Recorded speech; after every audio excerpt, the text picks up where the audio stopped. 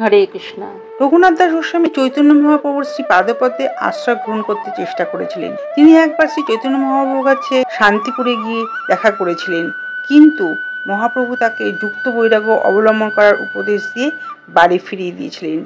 কেননা মহাপ্রভু রঘুনাথকে বলেছিলেন, আমার সঙ্গে না থেকে তুমি গৃহে গিয়ে গৃহস্থ জীবন যাপন করেও মনে মনে বৈরাগ্য অবলম্বন করো।